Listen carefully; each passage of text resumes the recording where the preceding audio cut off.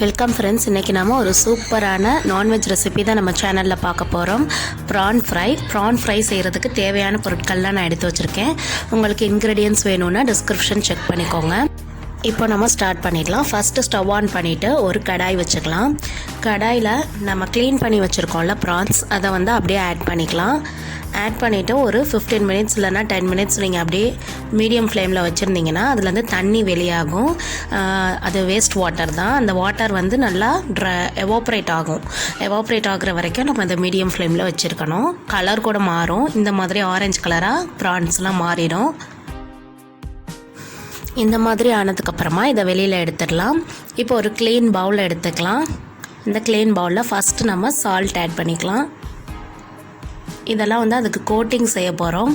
அதுக்கு வந்து தேவையான மிக்சர்லாம் இப்போ நம்ம ரெடி பண்ணிக்கலாம். இஞ்சி பூண்டு பேஸ்ட்டு, அதுக்கப்புறமா red chilli powder, chicken 65 powder, இது எல்லாத்தையுமே சேர்த்துட்டு கார்ன்ஃப்ளவரும் ஆட் பண்ணிக்கலாம்.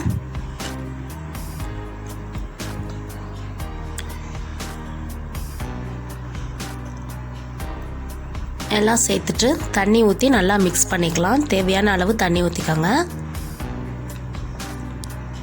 1/4 டம்ளர் தண்ணி ஊற்றிருக்கேன். ஊற்றிட்டு நல்லா மிக்ஸ் பண்ணி வச்சுக்கலாம்.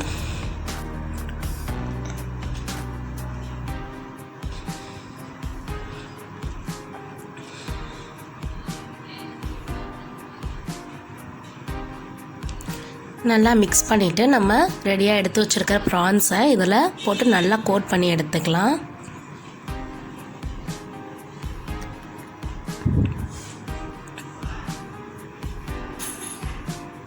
இதை அப்படியே கோட் பண்ணிவிட்டு 1 hour நல்லா ஊற விட்டுறலாம். ஊற விட்டுட்டு அதுக்கப்புறமா இதை நம்ம ஆயிலில் ஃப்ரை பண்ணோம்னா டேஸ்ட் ரொம்பவே பெட்டராக இருக்கும். ஸோ இதை வந்து 1 hour ஊற விட்டுறலாம். இப்போ 1 hour ஆயிடுச்சு. இதை நம்ம ஃப்ரை பண்ணிடலாம். ஃபஸ்ட் ஒரு கடாய் வச்சுட்டு ஆயில் ஊற்றிக்கலாம்.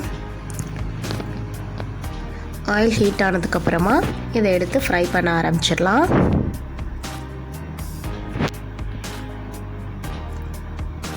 ஃபஸ்ட்டு ஹை ஃப்ளேமில் வச்சுட்டு இதை போட்டதுக்கப்புறமா மீடியம் ஃப்ளேமில் வச்சுக்கலாம். 2 சைடும் நல்லா வேகிற மாதிரி மீடியம் ஃப்ளேம்லேயே வச்சுக்கலாம். ஹை ஃப்ளேமில் எப்போவுமே வச்சுருந்தோன்னா கருகிடும். அதனால் மீடியம் ஃப்ளேமில் வச்சுட்டு திருப்பி விட்டுக்கலாம். இப்போ இது நல்லா ஃப்ரை ஆகிடுச்சு. வெளியில் எடுத்துடலாம்.